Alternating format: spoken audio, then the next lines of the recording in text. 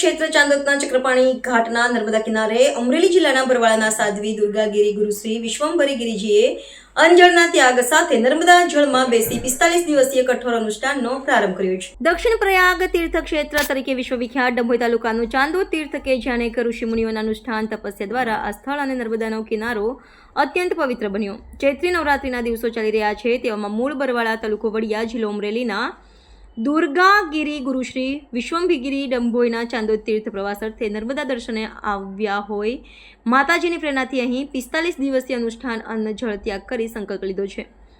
અનુષ્ઠાનનો પ્રારંભ તારીખ 28 માર્ચથી કર્યો. ચૈત્ર નવરાત્રિ સાથે નર્મદા પરિક્રમા અવસરને ધ્યાને રાખી વિશ્વ અને માનવ કલ્યાણના મુખ્ય હેતુ સાથે માતાજીની દુર્ગાગીરી નર્મદા જળમાં કેળ સમા જળમાં પદ્માસન લગાવી માતાજીની અંજળ ત્યાગ સાથે કરી રહ્યા છે. ચાંદોદની ભૂમિ તપોભૂમિ ગણવામાં આવે છે. અનેક સાધુ સંતો મહંતોએ અહીં તપસ્યા કરી હોવાને લઈ પુરાણો ઉલ્લેખ છે. આવી પાવન ભૂમિ પર જ્યારે માતાજી અનુષ્ઠાન કરી રહ્યા છે ત્યારે સ્થાનિક લોકો પણ આ પાવન પળને ધન્ય માની રહ્યા છે.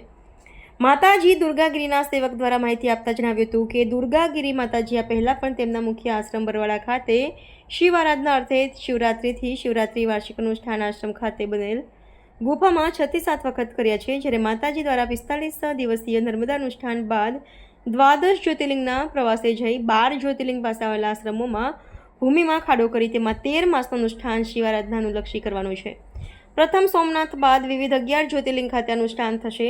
ત્યારે માતાજીને આવી પ્રેરણા અનુષ્ઠાન કરવા એ પણ અંજળનો ત્યાગ કરી એ દૈવી શક્તિ મળતી હોય તેવી અનુભૂતિ થઈ રહી છે. વિજ્ઞાન અને સંશોધનકારો માટે પણ અનુષ્ઠાન કઠોર તપસ્યા એક પડકારકારક જણાઈ આવે છે. એની ઉપર વાત કરીએ છીએ. માતાજી અહીંયા 45 દિવસના અનુષ્ઠાનમાં બેઠા છે, જેમનું નામ દુર્ગાગીરી ગુરુશ્રી વિશ્વંભરગીરી બાપુ.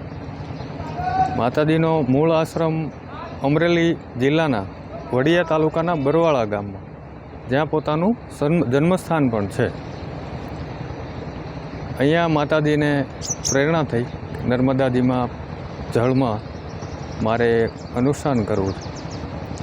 તો લગભગ નર્મદાજીના કિનારા ઉપર બહુ બધો વિચરણ કર્યું. ત્યાર પછી અહીંયા ચાણોદમાં ખાસ કરીને ચક્રપાણી ઘાટ ઉપર અહીંયા દર્શને આવ્યા અને જેમ નર્મદાજીએ રોકી રાખ્યા હોય એવી રીતે માતાજીને સ્થળ પસંદ આવ્યું અને અહીંયા જ અનુષ્ઠાન માતાજી 45 દિવસનું જળ કે જમવાનું કોઈ પણ વસ્તુ વગર 45 દિવસનું સતત નર્મદાજીના જળમાં બેસીને અનુષ્ઠાન કરવા માટે બેસ્યા. ભૂતકાળમાં પણ માતાજીએ ખૂબ અનુષ્ઠાન કર્યા છે. હા, ભૂતકાળમાં માતાજીએ આમ તો લગભગ 10-12 વર્ષની ઉંમર માતાજીની હતી, 10 વર્ષની. ત્યારથી અનુષ્ઠાન એટલા બધા માતાજીના છે કે બરવાળા ગામમાં 6 થી 7 અનુષ્ઠાન, શિવરાત્રિથી શિવરાત્રિ 7 વર્ષ કન્ટિન્યુ. એક દિવસ ખાલી શિવરાત્રિએ અનુષ્ઠાનમાંથી બહાર દર્શન માટે આવે, પછી પાછા ગુફામાં બેસી જાય. આવા 6 થી 7 અનુષ્ઠાન માતાજીએ બરવાળામાં કર્યા છે.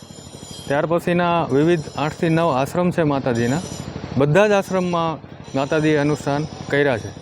ખાસ કરીને નર્મદાજીનું મહત્ત્વ અત્યારે 45 દિવસનું અનુષ્ઠાન જે ચાલુ છે એ પૂરા થયા પછી 12 જ્યોતિર્લિંગ જે આપણા ભારતમાં વિવિધ જગ્યાએ છે, 12 જ્યોતિર્લિંગમાં 1 મહિનાનું અનુષ્ઠાન માતાજી કરવાના છે. જે જમીનમાં ખાડો કરી એમાં બેસશે માતાજી અને ઉપર બધી માટી નાખી દેવાની. એટલે જેમ આમ આપણે સમજીએ ટૂંકમાં તો જમીનમાં દટાઈ ગયા હોય એવી રીતના એવા અનુષ્ઠાન ચાલુ કરવાના છે માતાજી 12 જ્યોતિર્લિંગના. એટલે એમ માનો કે 45 દિવસ આ અને 12 મહિના એ 12 જ્યોતિર્લિંગના, એટલે 13.5 મહિના 14 મહિનાનું આખું અનુષ્ઠાન માતાજીનું અહીંયા ખૂબ પવિત્ર જમીન ચાણોદની ચક્રપાણી ઘાટ નર્મદાજી ખાસ અને એમના કાંઠેથી ચાલુ થયું છે. તો બધાને દર્શન યોગ્ય અને એકવાર લાભ લેવો જરૂરી, દર્શન કરવા બધા.